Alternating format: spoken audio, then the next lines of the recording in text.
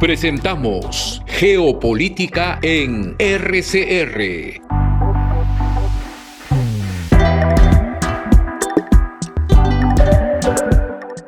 Por Canal 796 de Cable Más, Red de Comunicación Regional, también en YouTube, WhatsApp y todos los medios que ustedes quieran pueden acceder a nuestra conversación de esta noche, así como en las anteriores.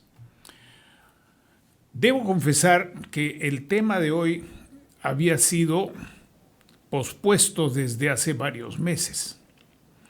Y debo confesar también que para los peruanos el asunto de Bolivia no es solamente importante por lo que está ocurriendo hoy día en nuestra frontera sur, sino que siempre fue y será importante.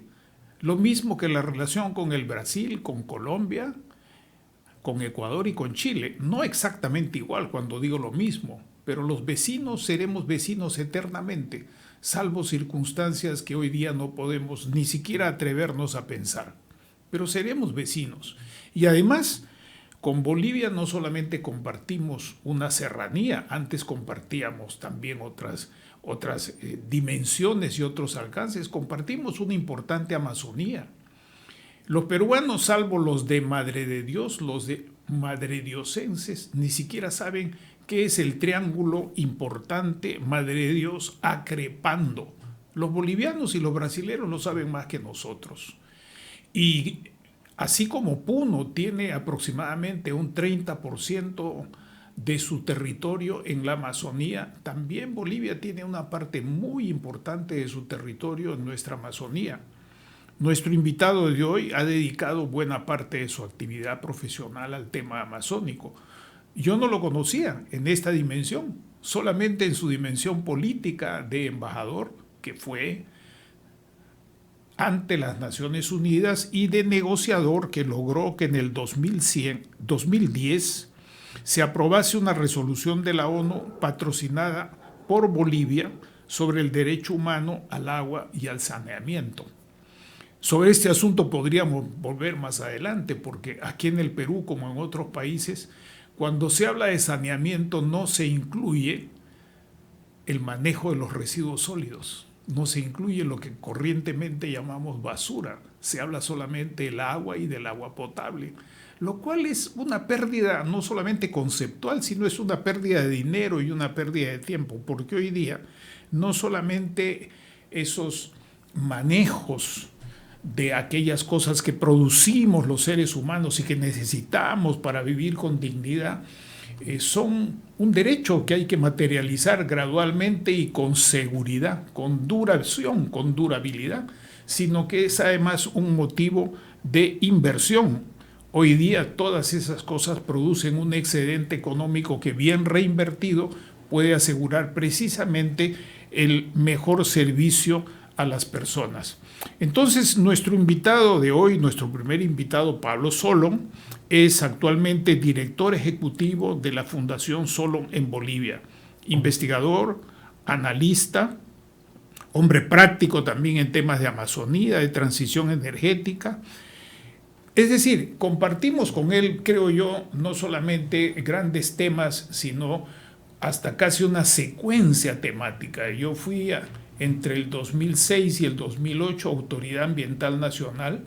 Estuve en Santa Cruz con los otros ministros del ambiente de aquella época. El presidente del Consejo del Ambiente, que era yo, no tenía categoría de ministro internamente, pero hacia afuera sí, en esas fórmulas gallo-gallina, como dicen los centroamericanos, que existían antes de la creación de los ministerios del ambiente. Existían en Chile también la comisión, y trabajamos muy de cerca con la ministra de entonces, que hoy día es una importante, por así decirlo, activista de alto nivel del presidente Boric, y también con Marina Silva, que está en Brasil. En estos momentos no recuerdo el nombre del ministro de aquel entonces en Bolivia, pero sí recuerdo a la argentina, a la ecuatoriana, al colombiano. Y bueno, ¿qué más quiero decir? Este es un primer esfuerzo para que desde esta plataforma hagamos los peruanos una revisión de nuestra visión de Bolivia. Nosotros los peruanos, permíteme decirlo, Pablo, somos muy prejuiciados respecto de Bolivia, en particular con Bolivia. Tenemos prejuicios respecto de otros países, pero en particular con Bolivia, y eso es algo inaceptable. Es algo inaceptable porque desde antes de que Bolivia exista como Bolivia y el Perú que exista como Perú, las formaciones sociales y los señoríos o civilizaciones precolombinas pues no conocían las actuales ni las actuales fronteras, ni tampoco las fronteras del periodo colonial o del periodo de los virreinatos y de las capitanías, sino que eran otras, simplemente eran otras, y son parte importantísima de nuestras raíces. En el curso de nuestra conversación yo solamente haré señalamiento de un par de asuntos que interesan tanto a los bolivianos como a los peruanos ser precisados y esclarecidos. Dicho esto, y disculpándome por la ya larga presentación, quiero dejar con ustedes a Pablo Solo, agradeciéndole de todo corazón que haya aceptado esta invitación, que espero no sea la última, será siempre la primera. Muchas gracias, Pablo. Con toda libertad puedes referirte a lo que en tu perspectiva consideras las ideas centrales que respondan a la pregunta: ¿qué significa Bolivia geopolíticamente aquí y ahora? Adelante, Pablo. Bueno, primero un fuerte abrazo a los hermanos peruanos, un saludo en particular a ti, Manuel. Eh, Me une mucho con el Perú, tengo parte de mi familia en Lima, mi padre murió en Perú. Así que, bueno, siempre de nuestra parte, por el contrario, he tenido y creo que tenemos un profundo aprecio por nuestros hermanos peruanos. Yo creo que para ver el tema del el rol de Bolivia en la geopolítica actual, tenemos que ir un poco atrás, ¿no? Para entender lo que ha pasado en Bolivia, viendo tanto las luces como las sombras, porque todo proceso siempre tiene diferentes caras. Y lo peor que podemos hacer es estigmatizarlo solamente viendo uno de los aspectos y no su integralidad. Lo que ocurre en Bolivia es que hasta el año 2006, en Bolivia fundamentalmente se aplicó un modelo neoliberal muy fuerte, ¿no? Que prácticamente privatizó las minas, privatizó el petróleo, privatizó las telecomunicaciones, privatizó los ferrocarriles e incluso buscaba privatizar el agua. Mi acercamiento al tema ambiental se da por la lucha contra la privatización del agua y con la victoria contra una privatización que se intentó hacer a través de una ley de agua potable en Bolivia y de una concesión a una empresa que en el fondo era una subsidiaria de la Bechtel. Este fue el caso de Aguas del Tunari y que fue, digamos, la primera gran victoria que se dio de las organizaciones sociales contra esta ola de privatizaciones. A partir del triunfo de la Guerra del Agua, vino el triunfo de la Guerra del Agua en La Paz, le sucedió las grandes movilizaciones por la nacionalización de los hidrocarburos, y en el fondo lo que vamos a tener nosotros con el gobierno de Evo Morales es la expresión política electoral de un gran movimiento que surgió a principios de este siglo para frenar ese proceso de neoliberalización y de grandes privatizaciones. Eh, Evo Morales es la expresión de ese fenómeno. Evo Morales, cuando llega al gobierno, no es un líder indiscutible para nada. Es uno de los importantes dirigentes que hay. Habían otros candidatos que también podrían haber tenido la posibilidad de disputar y ganar, pero él gana por más del 50% de los votos, precisamente porque había una decisión en el pueblo boliviano, no solo en los sectores populares, sino en las clases medias. Él gana fuertemente en las ciudades también, que quieren poner fin a este modelo de privatización y de achicamiento del Estado que se vivía. Y cuando se entra al gobierno, se inicia todo un periodo que fundamentalmente lo que hace es recuperar estas empresas, estos recursos que habían sido privatizados. Y el principal recurso que directamente o propiamente no se lo nacionaliza son los hidrocarburos, es sobre todo el gas natural, que se acaba renegociando los contratos con grandes empresas transnacionales que en ese entonces eran las concesionarias del gas natural en Bolivia.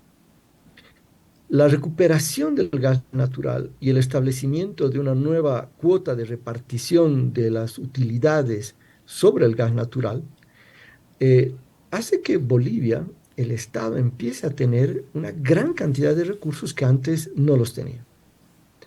Antes del 2006, teníamos que prácticamente las transnacionales llevaban más del 50% y después de esta renegociación están por alrededor del 20-25%.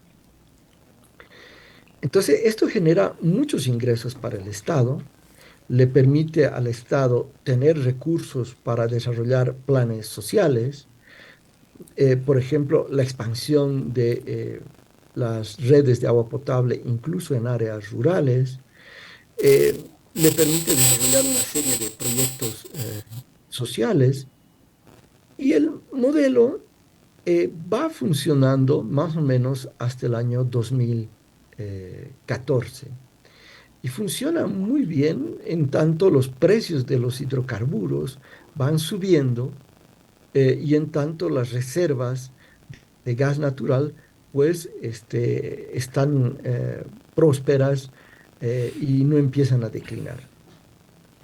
Este modelo que es acompañado por la recuperación, por ejemplo, de la telecomunicación, que pasa a ser estatal nuevamente, que es acompañado de la creación de una aerolínea estatal, porque la anterior fue privatizada, en fin, de otros procesos que van desde el Estado, eh, empieza a eclipsarse desde el año 2015, porque uno dirá, la razón es la caída de los precios del petróleo y que empieza el declive de las reservas de gas natural en Bolivia.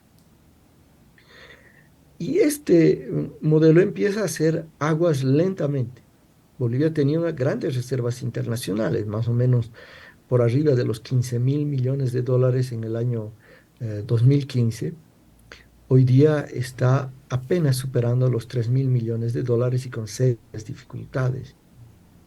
Eh, ¿Qué ocurre entonces en el caso de Bolivia?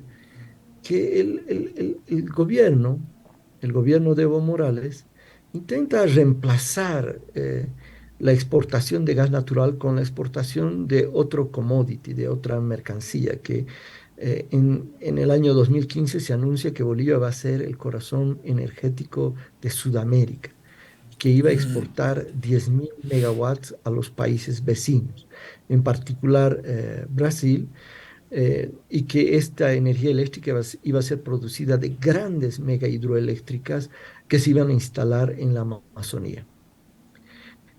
Aquí empieza la debacle, porque primero estas mega hidroeléctricas iban a tener un gran impacto, generaron un gran rechazo en poblaciones indígenas de estos lugares, que iban a verse inundadas en sus territorios y en las áreas protegidas que habitan, pero además no habían los mercados asegurados a largo plazo y menos con precios que justificaran esas inversiones que en ese entonces iban a duplicar la deuda externa de Bolivia.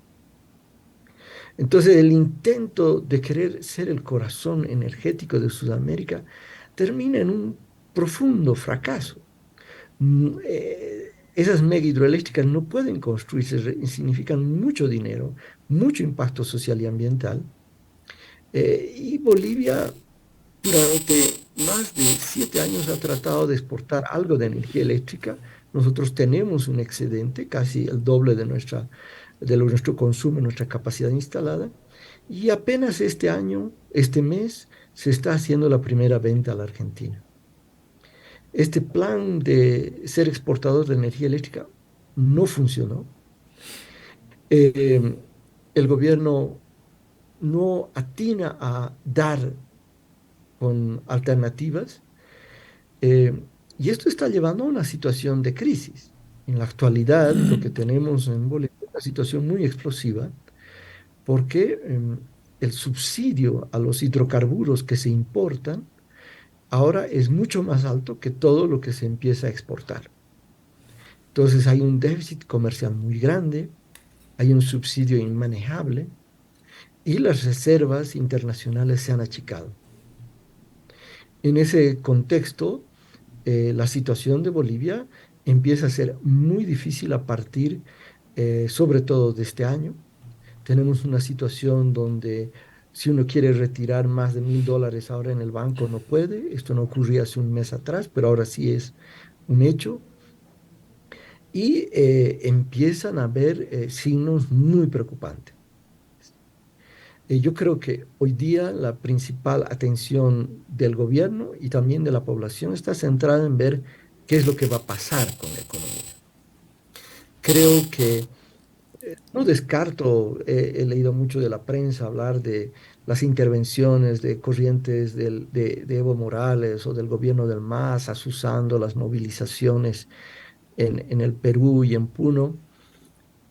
Yo creo que han habido expresiones de apoyo y solidaridad, pero realmente una capacidad desde fuerzas políticas y desde el Estado de dedicarse a un accionar de este tipo, la verdad, creo que no tiene asidero. Sí creo que hay mucho lazo común entre el altiplano boliviano y el altiplano peruano, y hay muchos vasos comunicantes, y hay una profunda identidad cultural aymara sobre todo, pero también quechua. Eh, y creo que lo que se ve de acciones, más que responder a un plan, responden a esta realidad. Eh, Hoy por hoy, Evo Morales, la verdad, está en una crisis profunda, el MAS también. Hay una pelea muy fuerte de ver quién va a ser el nuevo candidato a la presidencia el año 2025 entre Evo Morales y Luis Arce Catacora, y también entra en la carrera David Choquehuanca, que es el vicepresidente. Y como lo mencionaba antes, una situación de crisis económica muy profunda. ¿Por qué el modelo boliviano no funcionó? ¿Fue por razones económicas estrictamente de que cayeron los precios de los hidrocarburos, empezaron a agotarse las reservas? En parte, pero hay otro elemento que es político. Empezaron a hacerse cosas desde el gobierno en función de quedarse en el gobierno. Evo Morales empezó a hacer planes para prolongar su permanencia en el gobierno a una costa de que un referéndum había manifestado claramente que no en el año 2016. Y estos errores políticos, esta tendencia a continuar a toda costa en el gobierno, yo creo que es lo que fundamentalmente ha acabado dislocando la economía y también el rol de Bolivia en la geopolítica sudamericana, de haber sido un actor muy clave en los primeros años después del gobierno, del primer gobierno de Evo Morales. Hoy día este peso está totalmente mermado. Y creo que es necesario sacar las lecciones. Yo diría, es fundamental la participación del Estado, pero el error boliviano es creer que todo hay que dejárselo al Estado. Muchas cosas debieron habérselas dejado a organizaciones más locales, sociales, autogestionarias. Bolivia pudo haber promovido, por ejemplo, energía solar comunitaria en gran escala, y no lo hace porque quiere sobre todo preservar el casi monopolio que tiene la compañía estatal de electricidad. Entonces yo termino diciendo, tenemos la equivocación de creer que solo hay un modelo privado versus un modelo estatal. Creo que los dos componentes son fundamentales, pero hay un tercer actor y que es un modelo más social que viene desde emprendimientos sociales y que debe ser un factor clave y que lamentablemente en el caso boliviano fue dejado de lado por eh, este curso que siguieron quienes acabaron monopolizando el poder político durante los últimos años. Muchas gracias, Pablo. Debo decir tres palabras: sencillez, claridad y rigor. Permíteme ahora, eso es lo que hemos escuchado de ti, muchas gracias. Permíteme ahora hacer una repregunta. Tenía una que ya ha sido prácticamente respondida. Lo último que acabas de decir nos remite a un tema que en otro momento tal vez podemos comentarlo, salvo que tú quisieras hacerlo ahora, que son las variaciones de la economía mixta desde una perspectiva capitalista o desde la perspectiva de los reformistas del socialismo como Kalecki y otros que hoy día no se estudian simplemente, pero eso está en la historia de la economía mundial. Y tanto es así que eso también se estudiaba en los Estados Unidos, en Inglaterra, no solamente en Polonia y en algunos lugares de las antiguas repúblicas socialistas soviéticas. Me refiero pues entonces al hecho de que la economía mixta, también llamada en la perspectiva social católica o social cristiana como economía social de mercado, que no es lo mismo que economía de mercado, sino economía social de mercado, es un asunto que de alguna u otra manera está saliendo y a mí me recuerda lo que en los años 60, 70 y hasta 80 se discutía en empresas, en la banca mundial, en el sistema internacional, como el tercer sistema, el famoso tercer sistema, ¿no? El área estatal, el área privada clásica, con medidas de participación social en ambos casos, y el área que tenía que ver con las cooperativas y otras formas asociativas en general de producción que tuvieron distintas causas de fracaso y algunas de sobrevivencia que todavía no se han estudiado suficientemente. Bueno, este es un tema, pero a mí me gustaría, dejándote en toda la libertad que desees de comentarlo, no hoy día o después vamos a continuar también. El otro asunto que te rogaría que nos comentes con esa sencillez, claridad y rigor se refiere a los circuitos de economía ilegal, básicamente oro, coca-cocaína, no coca solamente, sino coca-cocaína. Y para dejar de lado el contrabando tradicional que existe entre nuestros países y también en otras áreas como el triángulo, el famoso triángulo que está al sur de Bolivia, la relación con el Brasil, con el Paraguay. Dejemos eso de lado, solamente los aspectos y también por supuesto de lado los aspectos de otro tipo de contrabando que hay con Chile. Dejemos de lado también el tema de las migraciones ilegales y la trata de personas que tenemos en Colombia, Ecuador, Perú, en toda la región. No solamente es Bolivia con Chile y Perú con Bolivia, sino en toda la región es así, ¿no? Para pedirte que, si te parece, nos des una información y reflexión sobre estos dos pilares de las economías ilegales. Repito, coca, cocaína y oro. Ya, empecemos por el de la... Los dos temas son muy importantes, ¿ah? Eh, el tema de la coca y de la cocaína. ¿Hay un aumento de producción de cocaína en Bolivia? Sí. Y me voy a referir a todos los aspectos negativos que tiene. Pero hay que decirlo, es mucho menor que en el caso colombiano y en el caso peruano. ¿Y por qué no se ha disparado en el caso boliviano? Porque podía haberse disparado. Muchos han acusado incluso a Evo Morales de ser un gobierno vinculado al narcotráfico porque es dirigente de los productores de hoja de coca, etcétera. Porque en el caso boliviano se hizo un acuerdo con los productores de hoja de coca para limitar la producción de hoja de coca. Y yo creo que comparando este modelo de llegar a una suerte de acuerdo y no al modelo colombiano, por ejemplo, que fue fundamentalmente de interdicción, los resultados han sido más favorables. Dicho eso, es preocupante que estemos volviendo a incrementar la producción de hoja de coca y también de cocaína. En el caso boliviano, al que se suma la cocaína que viene del Perú y transita por Bolivia. Entonces, el poder de la cocaína es un poder muy fuerte. eh, en términos, no hay cifras que uno pudiera decir con toda certeza.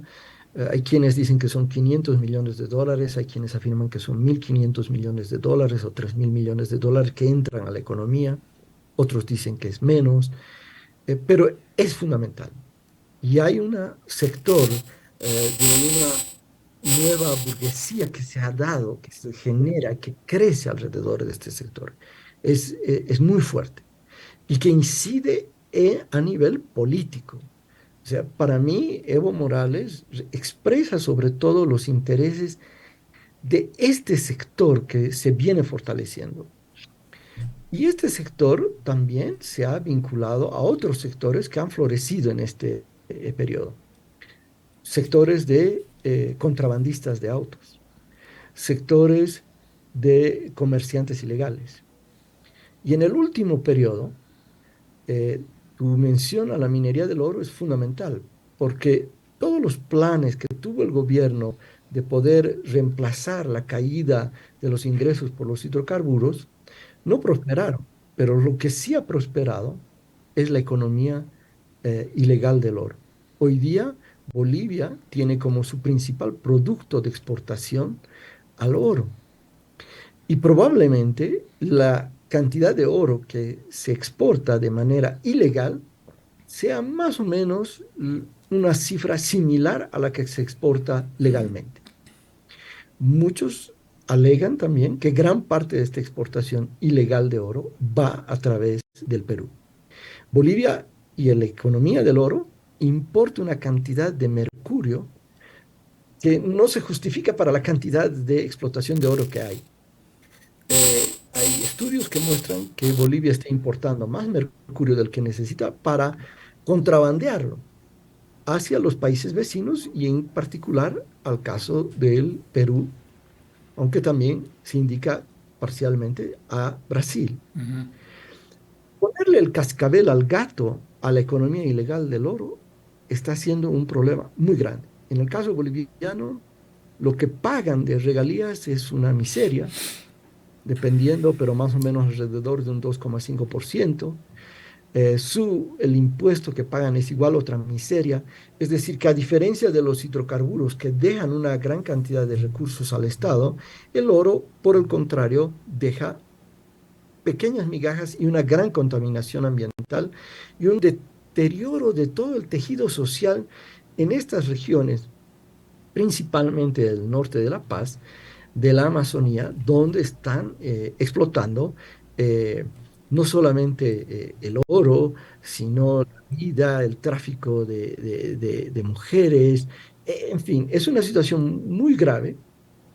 Eh, Solo puedo decir un tema que ha marcado cierta alerta y que está haciendo mover incluso a sectores populares que están metidos en la economía del oro, y son los desastres naturales que se agravan por las actividades del oro. En el caso de una población del norte de La Paz, donde retiran ciertos defensivos para poder explotar más oro y acaban sufriendo los impactos de eh, las inundaciones de una forma nunca antes vista.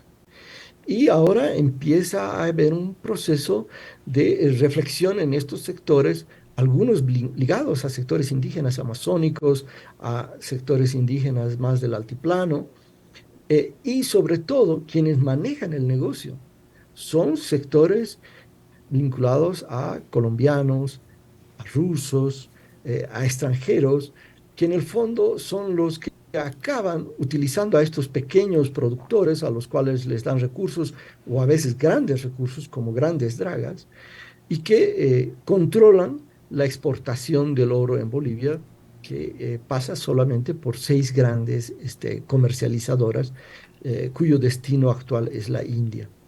Entonces, este es uno de los temas más complicados. El gobierno está muy preocupado por el descontrol que hay, pero al mismo tiempo no logra responder a esta situación porque gran parte de los cooperativistas, de los pequeños productores del oro, son base social del gobierno.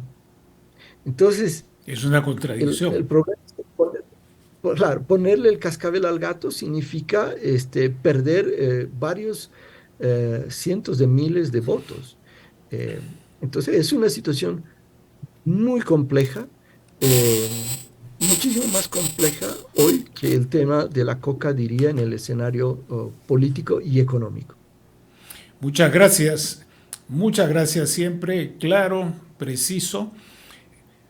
Si no estuviéramos en este contexto y tomásemos sus palabras, podríamos decir, es una reflexión sobre Madre de Dios, sobre Puno y sobre otras partes de la Amazonía y también de la alta Amazonía, no solamente de la baja Amazonía, sino de la alta Amazonía en el Perú y parte de la sierra. El asunto entonces está en que nosotros seguimos mirándonos al ombligo, los bolivianos al suyo, los peruanos al suyo, y no encaramos un asunto transterritorial que atraviesa los dos territorios, no lo encaramos conjuntamente. Y la hipótesis es que mientras no encaremos a la escala en que se producen estos fenómenos ilegales, vamos a estar siempre detrás de ellos y no con una solucionática o con soluciones graduales y progresivas de manera efectiva. Ahora, permíteme dar el saludo de bienvenida a Francisco Belaúnde Matosian, peruano, destacado internacionalista, ha sido profesor en la Católica, es profesor en otras universidades, tiene varios libros publicados y un programa importante en la televisión del Perú que se llama Geomundo. En la última etapa de Geomundo, él es el director y conductor de este programa, que es el único programa en la televisión del Perú que se ocupa de geopolítica, porque los peruanos seguimos mirándonos hacia adentro, pero haciendo caso omiso de que todo Estado, como diría el antiguo Ortega y Gasset, es ese Estado y su circunstancia. Yo soy yo y mi circunstancia, el Estado es el Estado y su circunstancia. Bienvenido, Francisco. Permíteme 2 palabras antes de tu intervención y diciendo que Pablo ha empezado señalando la necesidad de una reflexión histórica, no muy larga, pero una visión histórica de los problemas acuciantes que tiene Bolivia, a los cuales se ha referido de una manera precisa. Ahora la pregunta contigo es, y no sé si vamos a ir un corte o continuamos nomás. Continuamos nomás. La pregunta es, ¿cuál es tu reflexión, Francisco, así de una manera libre, que nos permita tener una respuesta tuya a la pregunta: ¿qué es Bolivia hoy geopolíticamente hablando? Adelante, Francisco, bienvenido y muchas gracias por tu participación. Bueno, gracias Manuel, gracias por la invitación. También un saludo a Pablo y al público que nos está escuchando. Bueno, geopolíticamente Bolivia es un país que en estos momentos, para empezar, nosotros tenemos un problema con Bolivia, ¿no? Lo sabemos todos, en relación con lo que ha sido el gobierno de Castillo y también lo que es ahora el gobierno de Boluarte, ¿no? El señor Arce firmó ese famoso comunicado, ustedes recordarán, ¿no? Que propiciado por el presidente de México, donde entre líneas dice claramente que consideraban el presidente Castillo, o sea, Castillo seguía siendo presidente. Desconocen el golpe y más bien pretenden decir que ha sido la señora Boluarte que cometió el golpe. Entonces ahí tenemos evidentemente un problema importante con Bolivia, porque eso que un gobierno extranjero primero distorsiona la realidad y después pretenda desconocer a un gobierno que es, más allá de las críticas que se puedan hacer, por cierto, de la represión, lo que uno quiera, pero desconocer la legitimidad constitucional de un gobierno, pues es un acto muy grave, inamistoso, que motivó que el Perú, por ejemplo, llamara en consulta también al embajador peruano en Bolivia, aunque creo que ya había tenido que salir porque había sido nombrado por Castillo, pero en fin, en todo caso la medida fue adoptada, ¿no? Y después está el tema, efectivamente, el famoso tema de Evo Morales, ¿no? Que claro, es un expresidente, pero es una persona que ha demostrado a lo largo de los años un interés particular en intervenir en los asuntos del Perú, ¿no? Quiere exportar digamos, su revolución, entre comillas, ¿no? Tiene evidentemente un afán de poder desmedido, que lo demostró, por ejemplo, cuando se presentó a un cuarto mandato, a pesar de que la Constitución se lo prohibía y que un referéndum se lo había pues negado, ¿no? Es una persona que tiene evidentemente una angurria por el poder y que lo demuestra ahora en la pelea con el actual presidente. Entonces, ahí tenemos un problema bastante complicado con Bolivia, y después, pero el problema está que efectivamente que tenemos muchos temas en común, temas que tienen que ser trabajados, como efectivamente el tema de la droga, evidentemente, y también de la minería ilegal, ¿no? Efectivamente, en el Perú, tú lo has dicho, Manuel, a veces cuando escuchábamos a Pablo parecía que estaba hablando del Perú, pues sí, es un tema que lo estamos viendo cada vez más grave, este tema de la minería ilegal, ¿no? Y que además no solamente es en el Perú, lo estamos viendo en Colombia, lo estamos viendo en Ecuador. Hace poco el ejército peruano dinamitó o bombardeó unas dragas de ecuatorianos que estaban haciendo minería ilegal en la frontera. Y con las consecuencias que esto también tiene efectivamente sobre, digamos, trata de personas y todo lo demás. O sea, tenemos muchos temas en común que con Bolivia, entonces, que deberíamos atender. Ahora, lamentablemente Bolivia también tiene alianzas poco santas, porque no es solamente el tema de Venezuela, es el tema de Irán, preocupante, la propia Rusia, ¿no? Cercanías que, digamos, son preocupantes, y eso evidentemente nos aleja de Bolivia, lamentablemente, ¿no? Nos aleja de Bolivia por ese tipo de situaciones, porque no estamos evidentemente en en el mismo carril, ¿no? Geopolítico, a pesar de que somos países miembros de la Comunidad Andina, ¿no? Pero ellos están en otra definitivamente, y eso, digamos, perjudica la colaboración que podríamos tener. Eso como primera aproximación. Ahora, en relación a los aspectos que determinan lo que llamamos en geopolítica y en otras disciplinas la estatura estratégica de un Estado, a tu juicio, Francisco, ¿cuál sería el factor más sólido de la estatura o valor o consistencia estratégica de Bolivia ahora? Y de otro lado, en el otro extremo, forzando tal vez me vas a perdonar en ese sentido la pregunta, ¿cuál sería el otro factor que hace relación directa con sus debilidades, para no decir vulnerabilidad? O sea, ¿cuál es el factor más fuerte de su estatura estratégica y cuál estaría viendo con el factor o algún factor que apunta más hacia su debilidad? Bueno, Bolivia siempre ha sido un país, digamos, en general bastante débil, ¿no?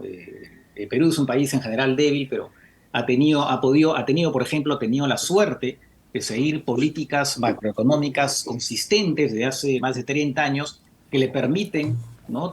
Haberse convertido en un país que atrae inversiones, o sea, han hecho una serie de eventos internacionales, o sea, hemos podido progresar un poco. En el caso de Bolivia, han tenido el gobierno de Evo Morales, ¿no? Que ha podido conseguir algunos logros inmediatos, si se quiere, pero que le han costado muchísimo, y lo estamos viendo ahora, sobre todo cuando comienzan a bajar el precio de los hidrocarburos, y entonces eso me parece que fue a partir del 2013 en particular, donde se ve pues que el déficit fiscal de Bolivia comienza a crecer, ¿no? Y eso evidentemente eso llama, digamos, genera deuda, ¿no? Bolivia tiene un problema bastante complicado y además ahora lo estamos viendo de reservas muy serio, ¿no? Esta búsqueda, esta demanda de oro en el país, ¿no? Entonces, de alguna manera, Bolivia, al hecho que es un país que tradicionalmente está entre los países débiles de América del Sur, ¿no? No ha tenido suerte, vamos a decirlo de esa manera, ¿no? No ha tenido suerte con los gobiernos que le ha tocado, a pesar de que tiene, pues, además, una ciudad en particular, por ejemplo, bueno, tiene los hidrocarburos que ahora están disminuyendo porque no ha habido inversión, por esta política precisamente de boliviana del gobierno de Evo Morales y que se continúa, aunque no se trata de retroceder, pero en fin, de atraer inversiones que no lo han hecho con la política que tuvieron de corto plazo, ¿no? Y tienen, sin embargo, una ciudad pujante, una región muy pujante como es ese Santa Cruz, ¿no? Y tienen el tema del litio. Ese es un tema que podría ser Bolivia, por ejemplo, desde el punto de vista geopolítico, muy interesante. Pero no hay que olvidar que en estos momentos el litio es un elemento muy buscado, ¿no? En relación precisamente con los nuevos métodos, digamos, los nuevos sistemas de energía, las baterías y todo lo demás, incluso los celulares y toda una serie de cosas. En estos momentos Bolivia podría ser una potencia, incluso desde el punto de vista geopolítico, por ese motivo, porque finalmente muchos países tienen gas y petróleo, pero el litio es más complicado, ¿no? Y en estos momentos Bolivia tiene las mayores reservas del mundo de litio, y sin embargo, hasta ahora no ha hecho nada. Está en estos momentos, ha otorgado a una empresa china un contrato para industrializar, para explotar y industrializar el litio, pero eso todo está en veremos. Es más, en Potosí siguen protestando por el tema del litio. Entonces, hasta ahora, por lo menos, mientras que Chile ya es el principal exportador o productor de litio, ¿no? Bolivia está en nada, con las mayores reservas del mundo, ¿no? En que está casi nada en todo caso. Argentina también tiene unas grandes reservas, hay este famoso triángulo que hizo que incluso, me parece de manera un poco torpe, la jefa del Comando Sur de Estados Unidos se refirió, sí, pues, son estos gobiernos que no son nuestros amigos, se refirió al triángulo ¿no? del triángulo del litio, y claro, fue un poco torpe porque evidentemente toda esta Evo Morales y compañía saltan sobre la ocasión y hablarle de imperialismo, ¿no? Un poco me parece no fue lo más feliz, pero en todo caso, Bolivia sí, pues, podría ser un país mucho más importante geopolíticamente por ese tema del litio ahora.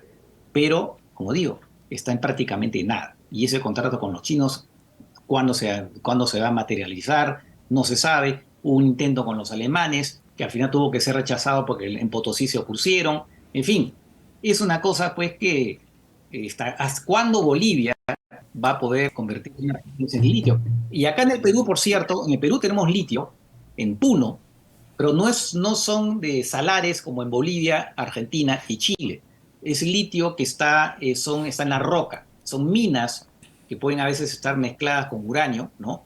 Pero hay litio ahí. Y el Perú podría hacerlo. Se ha encontrado litio. Hay una empresa, originalmente era una empresa australiana, me parece que ahora es canadiense, creo, que busca explotar eso para su momento. Claro, en Puno las cosas están muy complicadas y no se está haciendo mucho también. Al Perú también se nos puede ir el tren de litio. Pero en Bolivia es particularmente dramático por ser ellos los que tienen las mayores reservas de litio en el mundo. Entonces creo que eso es un punto importante de la realidad geopolítica de Bolivia, que queda finalmente un proyecto que no avanza.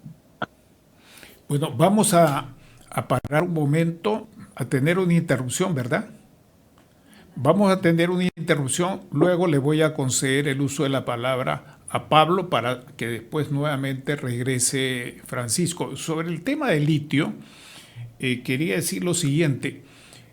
Un tema que no se está conversando, solamente como comentario lo digo, que no se está conversando, es que el litio desde la exploración hasta su uso y finalmente aplicación con X y Z tecnologías demanda también otros elementos, otros insumos que no van precisamente en la perspectiva de la reducción de emisiones, porque se necesita un tipo de energía para estar produciendo el litio.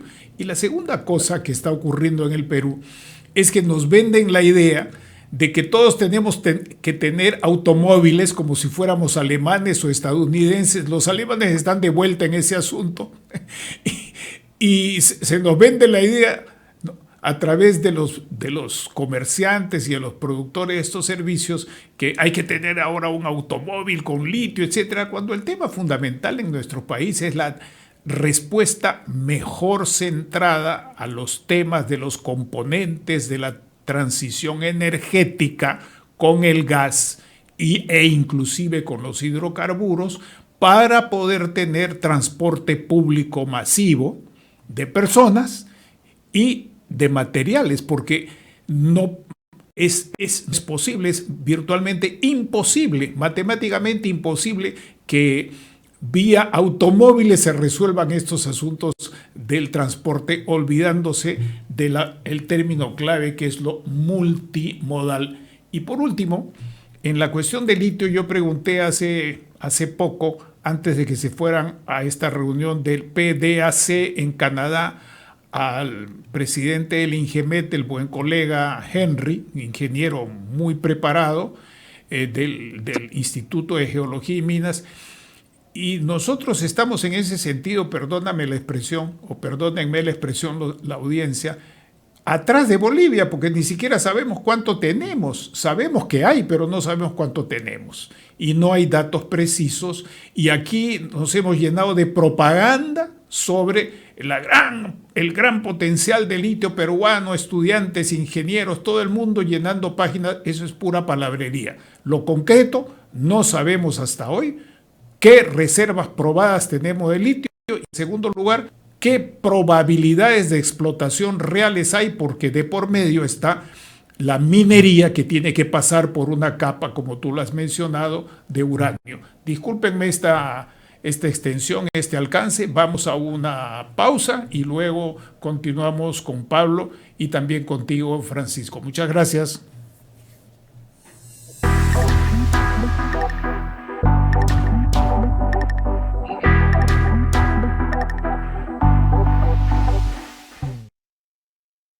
Porque las redes sociales juegan un rol importante para comunicarnos. RCR, Red de Comunicación Regional, pone a tu servicio su número de WhatsApp 939 40 23 15. En RCR te escuchamos. Cuéntanos lo que sucede en tu localidad.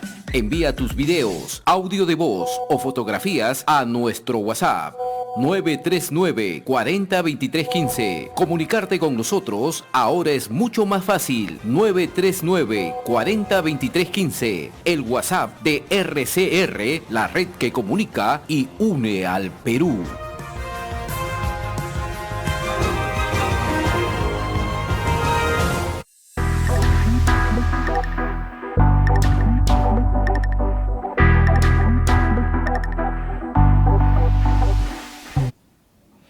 Bueno, estamos de regreso. Yo quisiera decir que con la misma sencillez, claridad y rigor, Francisco le ha añadido el ají limeño. Así que con esa característica o con otras modalidades del ají o el chile, como dicen en otras partes, le ofrecemos la palabra a Pablo. Adelante, Pablo.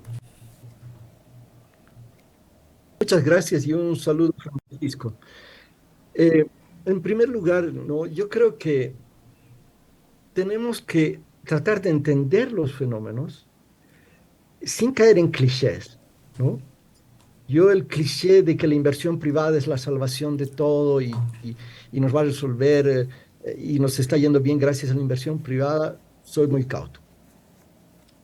Depende qué inversión privada, depende de las condiciones.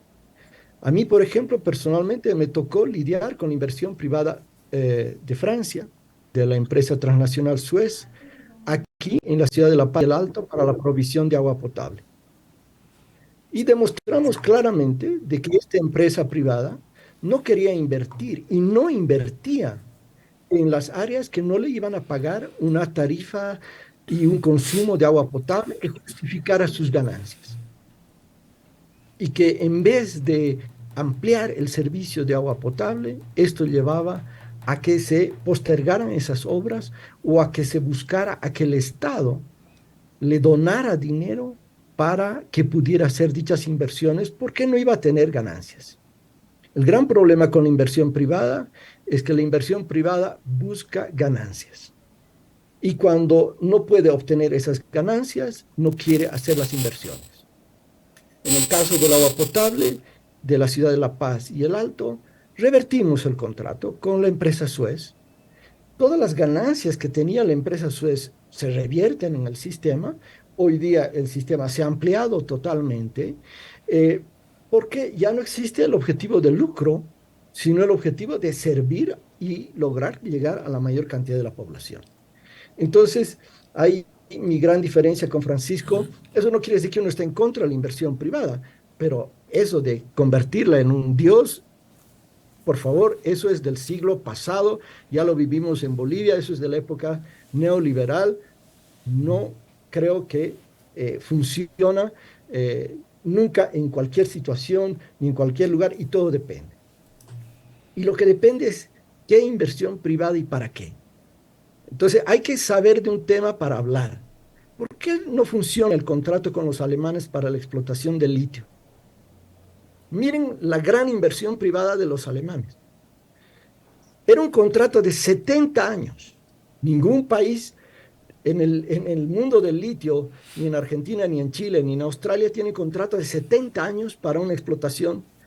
Y resulta que esa empresa alemana no tenía capital propio. Era una empresa tan chiquitita que no llegaba ni a los 50 miembros de esa empresa. Entonces resulta que hace un contrato con el Estado para que juntos vayan a conseguir créditos, que iban a conseguirlos y que iba a ser responsable 51% del Estado boliviano y 49% la empresa alemana. Y la empresa alemana iba a tener monopolio para controlar la exportación de todos los productos que produjera la empresa de el litio en Bolivia, de yacimientos del litio boliviano. Y la regalía además iba a ser cero.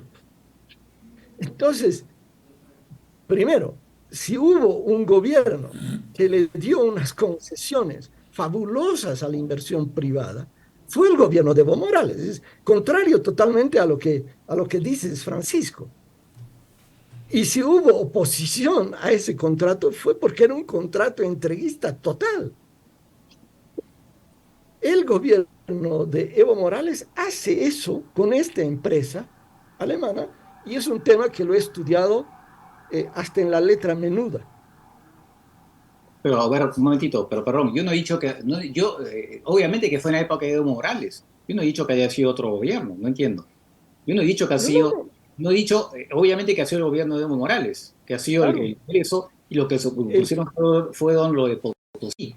Yo hablé en términos generales, más allá que sea empresa pública, privada, lo que sea. El tema concreto es que Bolivia está prácticamente en nada con el tema del litio.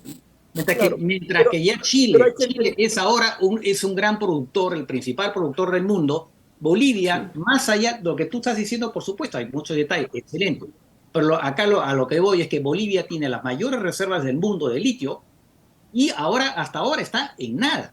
Más allá de las explicaciones que puedas dar, están en nada. A eso voy, más allá de los detalles de quién hizo el contrato, más allá de eso, lo que estoy diciendo simplemente es que Bolivia hasta ahora no aprovecha esa enorme riqueza y no parece, por lo menos en el corto plazo, que lo fuera a hacer. Esa es la que voy. Está perdiendo una enorme oportunidad. Y hay muchos especialistas que dicen que la ventana, ¿no?, del litio es bastante corta porque según dicen, hay otros elementos minerales o químicos que podrían de alguna manera sustituir al litio. O sea, la ventana que tenemos, según los especialistas, yo no lo soy, pero dicen que la ventana que tenemos para aprovechar el litio eventualmente no sería muy grande. Entonces hay que apurarse. El Perú también, por cierto. Bueno, adelante, Pablo. Pero lo que yo digo es que tenemos que entender y no simplificar la realidad. Porque a mí me interesa discutir para entender qué pasa. Es cierto que que los inversionistas del litio no vinieron a Bolivia porque Bolivia, o mejor dicho, porque el gobierno de Evo Morales tuvo una posición anti-inversionista. Yo digo no. Tuvo una posición totalmente entreguista al inversionista privado. Es decir, es contrario al discurso que tú dices. Y No ese es uno de los elementos que lleva al fracaso con los alemanes. Ahora, ¿qué pasa con el litio? Tratamos de entender los problemas. Bolivia comete un error desde el año 2008 con el litio. ¿Por qué? Porque asume que puede seguir aplicando casi de manera copiada la tecnología de evaporación de Chile. Y no se da cuenta, sino hasta años después de haber hecho inversiones muy importantes, que primero, en el Salar de Uyuni llueve mucho, por lo tanto los procesos de evaporación se prolongan en el tiempo.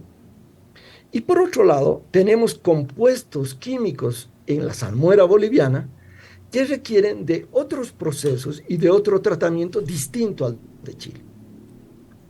Entonces, sí, hay un problema en el enfoque, porque el proceso de industrialización del litio empieza el año 2008 y no prospera.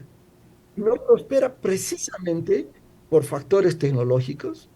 Y para tratar de salir de este atolladero en el que se había metido el gobierno, los técnicos, los expertos que aconsejaron seguir este camino, buscan encontrar una salida con este contrato con una empresa alemana, que es un contrato pésimo para el Estado. Ahora, ¿qué tenemos en el caso del litio? El gobierno actual de Luis Arce está planteando otra tecnología, la tecnología de extracción directa de litio.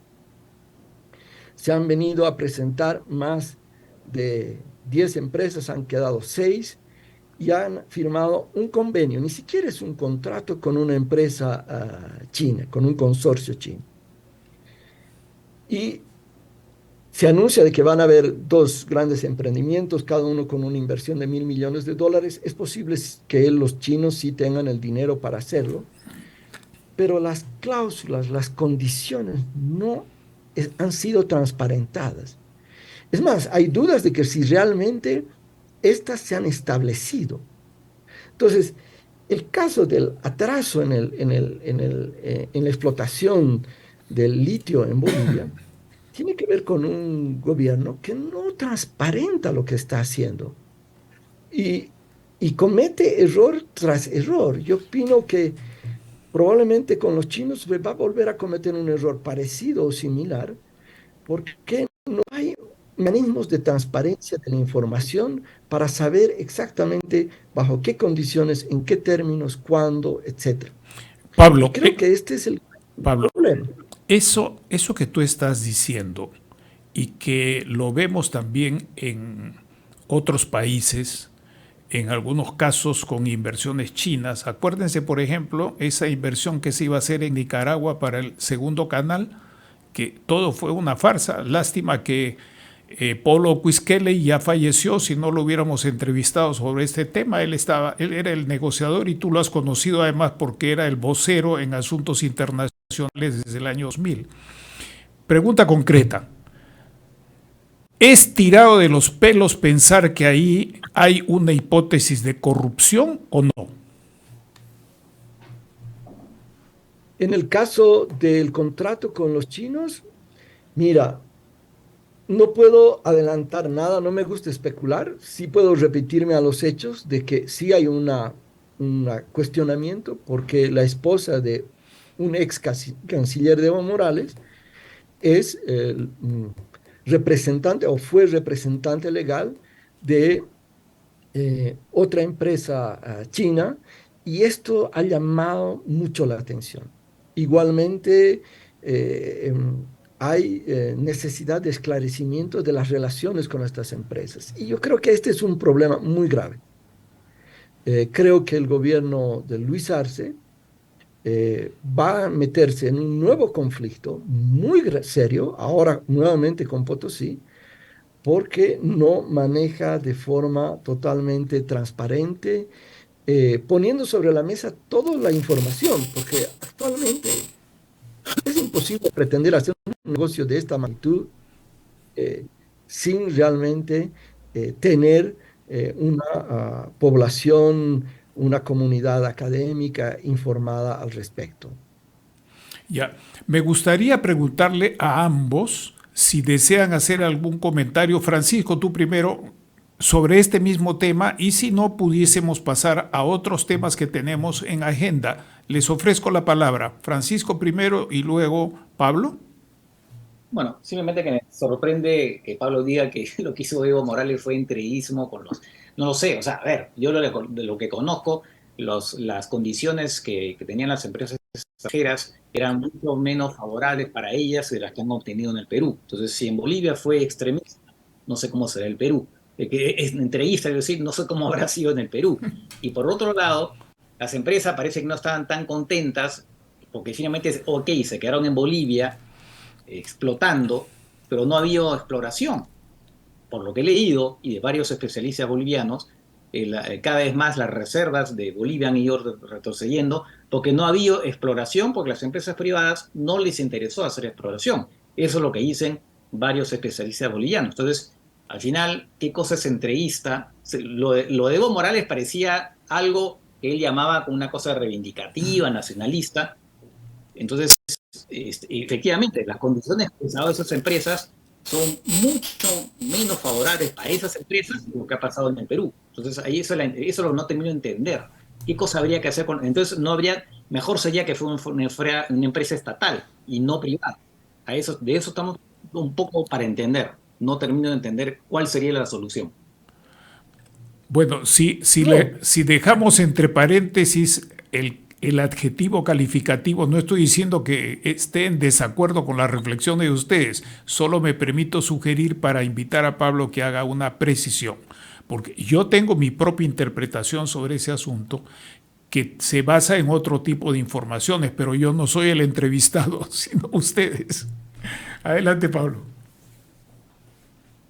no, yo creo que lo que pasa es que yo he planteado este caso para mostrar que hay los clichés, ¿no? O sea, Evo Morales es un gobierno que estuvo siempre en contra de la inversión privada. Y justo el caso del litio muestra que firmó el contrato, uno de los peores contratos que se ha firmado, precisamente favoreciendo una inversión privada inaceptable. Entonces, yo digo, hay que remitirse al hecho concreto, ¿no? Este es el caso del contrato del litio. En el caso del gas, yo creo que las empresas transnacionales dejaron de explorar porque ganaban poco. Lo escuché yo en el 2015, 2016, pero el gobierno les fue dando concesiones, ¿ah? Para ganar más.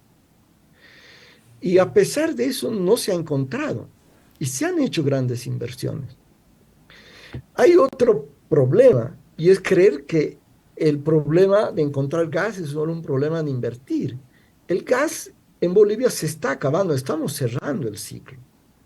Y muchos alertaron y advirtieron que esto venía. Y en vez de asumir una posición que debimos haberla asumido eh, ya en el año 2012, 2013, de decir, bueno, no va a durar para siempre lo del gas. No es que siempre uno encuentra y tiene más gas. Hay que pensar una estrategia de transición para otros sectores y además hay que dejarlo, los hidrocarburos bajo el suelo por el tema del cambio climático, ¿no? Pero no fue esa la orientación del gobierno. La orientación del gobierno fue, no encontramos, démosle más concesiones a las transnacionales que operan en Bolivia, no siguieron encontrando, se metió más inversión pública, no se encontró. Poco antes de que el gobierno de Evo Morales cayera, se anunció de que se había descubierto un mar de gas en Bolivia y hoy día queda claro que eso fue una mentira. No. Y queda claro que debimos haber empezado la transición fuera de los hidrocarburos hace 6, 7 años. eh, y fue una gran equivocación querer seguir en eso a toda costa. Entonces, yo creo que hay que verlo el tema, por eso digo, de la inversión privada en cada caso concreto. No digo de que no se puede y no debemos. Por ejemplo, para extracción directa del litio, Bolivia no tiene, el Estado no tiene la tecnología. hay que hacer contratos con empresas privadas extranjeras que tengan conocimiento de la tecnología, que tengan capacidad de inversión en condiciones en las cuales ellas saquen una cierta ganancia y el Estado boliviano saque otra ganancia. Creo que es posible en este contexto mundial y con la economía del litio lograr esa clase de contratos. Creo que el gobierno boliviano, el gobierno de Evo y el gobierno de Luis Arce no han sabido hacerlo en absoluto. Y evidentemente el resultado es que ahora tenemos una incertidumbre absoluta sobre lo que va a pasar con el litio. El gobierno de Luis Arce dice vamos a tener ventas de más de 3.000 millones de dólares para el año 2025. Yo puedo asegurar, en base a toda la información que disponemos de este tema, que eso es un decir, un discurso. Es imposible en las actuales condiciones y creo que hay que hacer esa reconducción. Creo que hay temas en el litio que podemos arreglar a través de contratos de servicio, otros temas a través de contratos de asociación con empresas extranjeras. Y hay todas esta gama de posibilidades. Y hay otros aspectos que hay que hacerlos a nivel del Estado porque es mucho mejor. Y creo que hay que estar abierto a todas estas opciones. Muchas gracias. Me parece importante subrayar algo que en términos prácticos los estados se enfrentan a periodos en los cuales hay mayor intervención del Estado, dejando de lado la palabra socialismo o estatismo. Hay periodos con intervención del Estado y hay otros periodos en los cuales hay mayor intervención de las empresas privadas.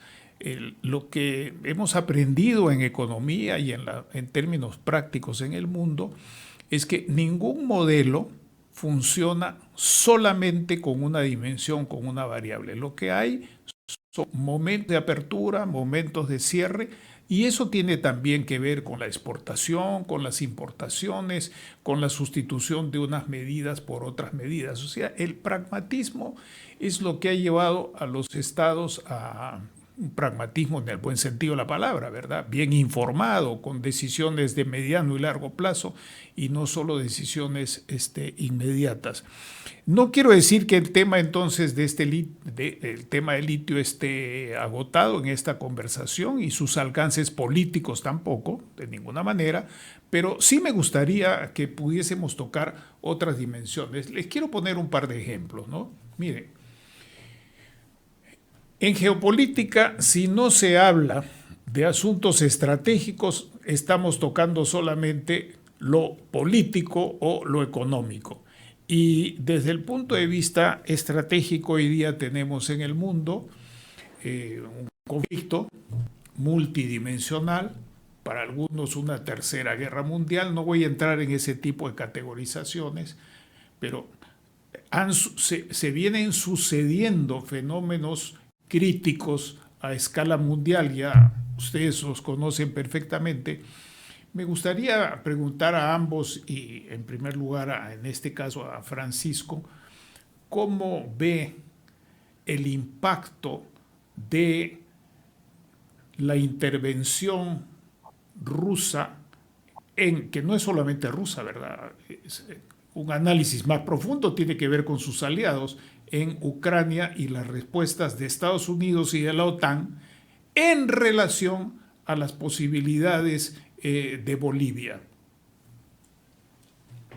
Bueno, la guerra en general tiene impacto en todo a nivel mundial en general. O sea, tiene impacto sobre la inflación, por ejemplo, ¿no? Que es verdad que el fenómeno inflacionario es algo que venía de atrás, que tenía que ver con las políticas expansionistas de los países, en particular de Estados Unidos y todos los países, porque tenía que hacer frente a la crisis relacionada con la pandemia. Entonces, evidentemente tenían que inyectar liquidez a la economía, pero como parece que se les pasó la mano, y entonces se ha generado una inflación, ¿no? Que obviamente la guerra de Ucrania digamos, ha reforzado ese tema de la inflación, sobre todo por el impacto en los precios de los hidrocarburos o de la energía en general. Entonces, ahí hay un impacto clarísimo ¿no? En los países y por lo tanto también en Bolivia. No sé hasta qué punto, y eso ya depende efectivamente de cada país, no conozco en detalle, pero eso es algo que evidentemente la guerra de Ucrania está impactando también por ese lado. Entiendo también que hay problemas en cuanto a los granos, ¿no? Los granos, al tema de los fertilizantes. El Perú es un importador de fertilizantes, acá lo hemos visto, los problemas que han habido para el Estado comprar fertilizantes y poder darlos a buen precio a los agricultores, porque los privados sí podían comprar, pero a precios de mercado, evidentemente, y venderlos a precio de mercado, ¿no? Entonces, eso también, evidentemente, en Bolivia, obviamente estoy hablando acá del tema general porque no conozco exactamente lo que está pasando en Bolivia, pero lo que sí sé es que en términos generales, el tema de la inflación, ¿no? El tema del precio de los hidrocarburos y también el tema alimentario, tiene un impacto en todos los países, ¿no? Tal vez el tema alimentario es más grave eventualmente en África, ¿no? Felizmente ahora se acaba ¿cómo se llama?, de prorrogar este acuerdo entre Rusia y Ucrania para, digamos, permitir la exportación, ¿no? Pero obviamente África ha sido particularmente afectada, pero lo que no sé exactamente Bolivia hasta qué punto, sobre ese punto ha sido afectada más que otros en todo caso, ¿no? Entonces, ese es el impacto evidente que hay, ¿no? En términos económicos y por lo tanto políticos, porque finalmente no hay que olvidar que las dificultades económicas pueden derivar evidentemente en problemas políticos, ¿no? Lo hemos visto en la historia, ¿no? Del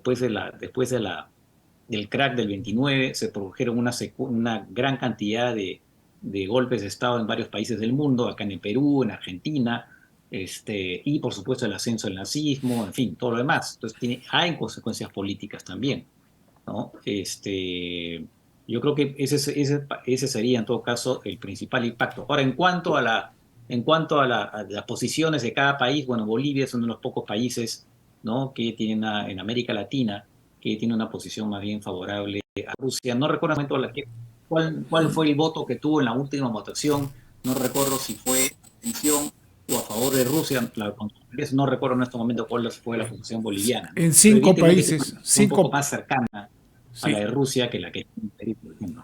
efectivamente, solo 5 países votaron en una votación importante. Ahorita no recuerdo el detalle, pero fueron solo 5 países que votaron en favor, entre ellos Bolivia. ¿Quieres agregar algo más, Francisco, o le pasamos la palabra a Pablo? No, escuchamos a Pablo. Entonces, Pablo, sobre este mismo tema, danos tu perspectiva, tus datos y tu reflexión, por favor. Bueno, este es un tema lamentable, ¿no? Porque el gobierno, yo fui parte del gobierno, fui embajador del gobierno hasta el año 2011. Y nuestra posición era, eh, en ese entonces, contraria, por ejemplo, a la invasión de Rusia a Osetia. Nosotros siempre tuvimos una posición de que eso era inaceptable. Y utilizar el argumento de que hubiera un conflicto interno dentro de un país para luego intervenir militarmente era algo que por lo menos hasta el año 2011 eh, nosotros lo cuestionábamos.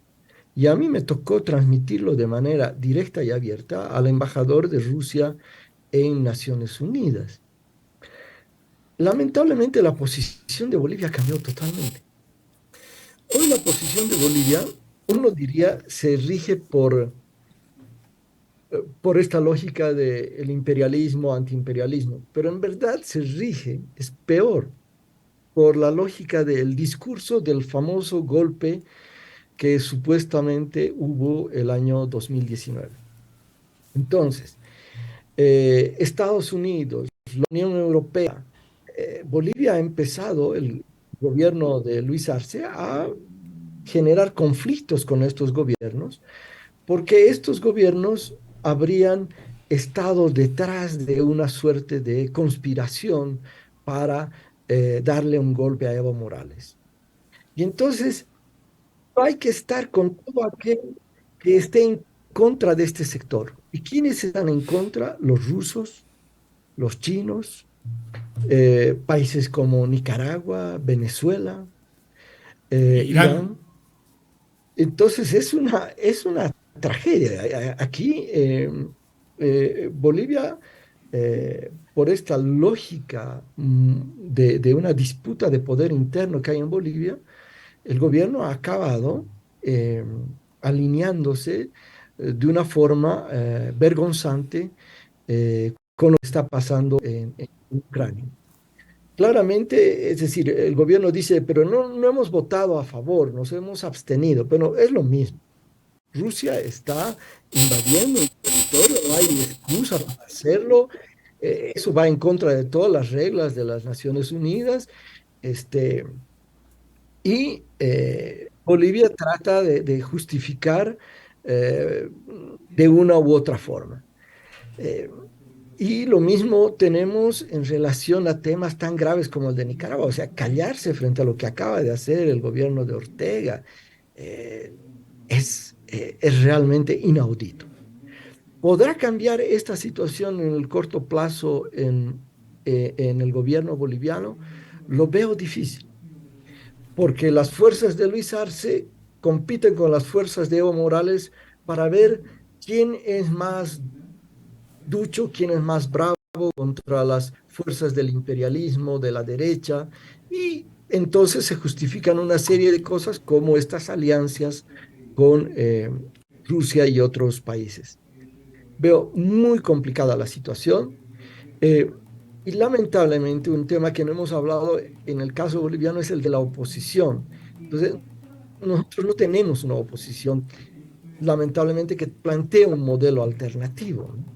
Sino que tenemos una oposición no solo que está fragmentada, sino que repite fórmulas muy del pasado y cuando tuvo un breve espacio en el gobierno durante Yanine Áñez, cometió, bueno, pues casos de corrupción imperdonables en tan poco tiempo y eso la ha desacreditado mucho más. Entonces, es una situación complicada porque ¿hay alguna opción que esté germinando en el caso boliviano para cambiar este rol geopolítico que tiene? Hoy por hoy, no. Es un proceso muy embrionario, yo diría, en algunos movimientos, organizaciones sociales, de reconstituir un tejido social que ha sido muy dañado a lo largo de estos años. Ahora yo me permito, nos quedan pocos minutos y tal vez lo dejamos ahí como una pregunta para otro momento volver a conversar. Cuando hablamos de geopolítica, no podemos dejar de hablar de militares y de fuerzas del orden. Entonces me gustaría que ustedes, si les parece, nos dieran una reflexión final, algún apunte sobre el tema de el papel de los militares actualmente en Bolivia. ¿Te animas, Francisco? Bueno, obviamente aquí Pablo también sabe más que yo, pero en fin, yo lo que he leído en todo caso que en Bolivia este, había un intento de cooperación, me parece, por parte del régimen de Evo Morales, ¿no? Además, me parece que incluso hubo el general, ese famoso, ese general al que se acusa después del golpe de Estado, tenía una muy buena relación con Evo Morales, ¿no? No recuerdo el nombre de este general, ¿no? Y al final resultó ser el que era parte del golpe porque dijo, ¿no? Que era mejor que renunciar. En fin, ha habido efectivamente de parte, me parece, de parte del gobierno boliviano una manera de tratar de cooptar a las Fuerzas Armadas, de alinearlas con el proyecto político, me parece, algunas cosas que he podido leer por ahí, ¿no? Ahora, de todas maneras, más allá de eso, en términos generales, ahora el rol de los militares en la política latinoamericana es bastante, a ver, no hay golpes propiamente dichos, pero lo que es interesante es que cada vez más se está llamando a los militares para ayudar en las labores de mantenimiento del orden, ¿no? Cada vez más suena eso, lo estamos viendo en Ecuador, lo hemos visto en el Perú, en Bolivia no he Colombia, visto todavía, perdón, Colombia en también. Colombia, bueno, Colombia porque tiene una guerra todavía ahí, ¿no? Pero en México, el presidente mexicano López Obrador, ¿no? Que dijo, no, que eso es un tema de abrazos, no sé qué, pero ahora finalmente se apoya muchísimo a los militares, incluso para contratos de obra pública, que además son secretos, ¿no? Entonces, hay cada vez más, y también, por supuesto, El Salvador. ¿no? Entonces hay cada vez más el intento de involucrar, bueno, y en Brasil con Bolsonaro. Entonces hay cada vez un intento de involucrar a los militares en los asuntos públicos, ¿no? No he visto eso hasta ahora, por lo menos en el caso boliviano, no, ahí Pablo va a hacer la mayor precisión, pero no hizo una cosa tan acentuada, por lo menos. En Argentina, con el tema de Rosario, ustedes vieron que la casa del el supermercado de los suegros de Messi fue ametrallado y de pronto el gobierno argentino de Álvaro Fernández envió a los militares para resolver el tema del narcotráfico, que efectivamente es muy preocupante ahí en Rosario.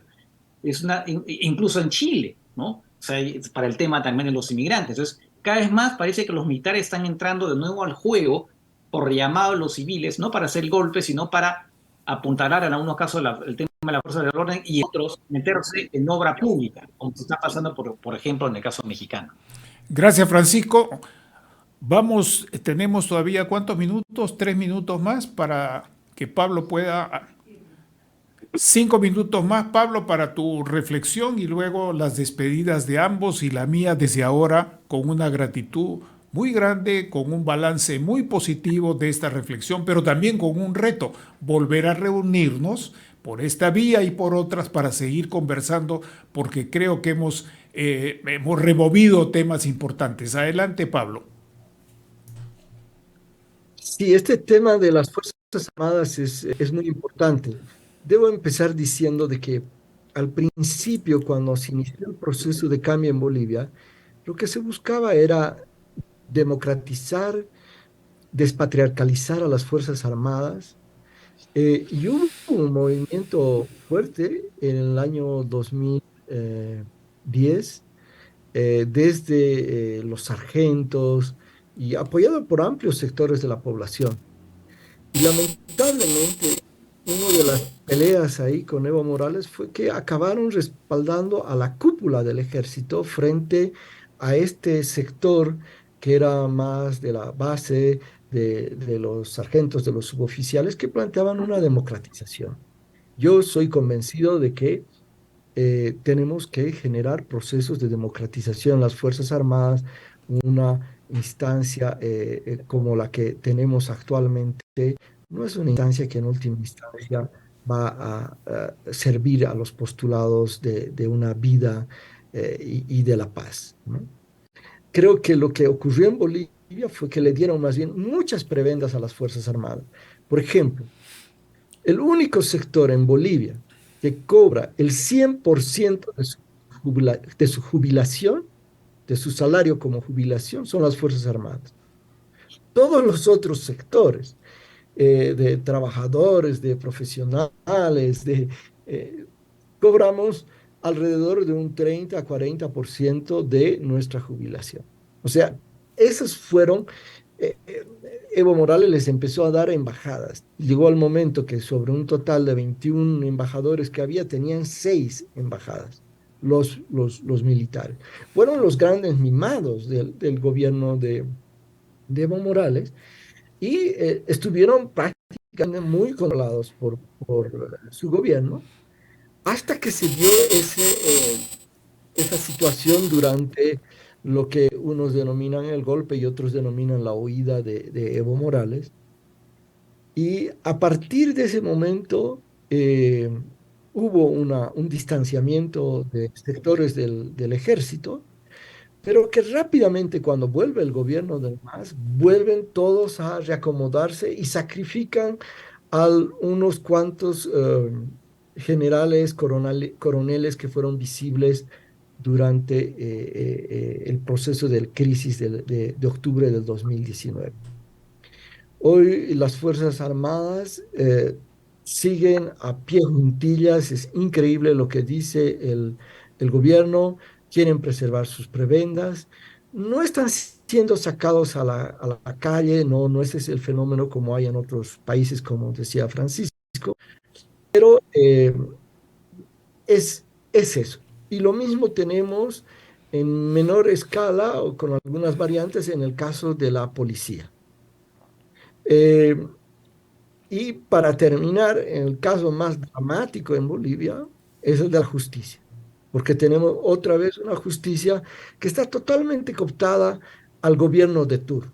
O sea, los mismos jueces que sirvieron al gobierno de Evo Morales, cuando subió Yanine Áñez, le sirvieron totalmente a Yanine Áñez, y cuando subió Luis Arce, pasaron a estar al servicio de Luis Arce. No hay justicia, y este quizás es el problema más grave de Bolivia. Si no se recupera una justicia independiente, que no esté al servicio o manejada por el poder, yo creo que nosotros vamos a ir a una situación donde cada vez más el conflicto se va a resolver en la calle, con peleas, con bloqueos, con confrontación. Y creo que este es uno de los temas más importantes que tenemos planteados. Bueno, un gran abrazo y muchas gracias por la oportunidad de este diálogo, Manuel y Francisco. Muchísimas gracias a ti, Pablo. Francisco, ¿deseas expresar algo Y más? también agradecerte, Manuel, también por supuesto a Pablo, que hubiera podido invitar a mi programa más adelante. Lamentablemente ahora me han anunciado que mi programa pues ya va a terminar, no sé por qué, pero en fin, así son las cosas. Así que bueno, tal vez cuando tenga un nuevo programa, Pablo, te invitaré para hablar de Bolivia. Aunque hablo mucho de alguien que se llama Vícmar Vargas, que es un periodista, no sé si lo conoces, con el que he entrevistado varias veces, pero bueno. También será muy interesante, hubiera sido muy interesante y tal vez cuando tenga otro programa te llamaré eventualmente para conversar. Y Va nuevamente, pues nada, gracias nuevamente por la oportunidad. a ambos, muchísimas gracias. Los volveremos a tener acá. Esperamos poder también por otros circuitos seguir conversando sobre estos temas. Y déjenme expresar mi respeto por la conducción y la realización, con permiso de Pablo, me voy a referir a Francisco, de su programa que ha sido anunciado que se corta. Espero que den marcha atrás en esa decisión y que el único programa, un misceláneo con mayúsculas sobre geopolítica en el Perú actual, en el Perú contemporáneo que tenía el Estado, vuelva a estar sobre la mesa, poniendo los puntos sobre las sillas y alimentando también los diálogos, las coincidencias, las discrepancias, no solo las respuestas, sino también las preguntas, que es lo que tratamos de hacer en este modesto espacio que se enriquece con vuestras contribuciones. Pablo, muchas gracias. Francisco, muchas gracias. Estimados amigos, hasta pronto. Hemos presentado Geopolítica en RCR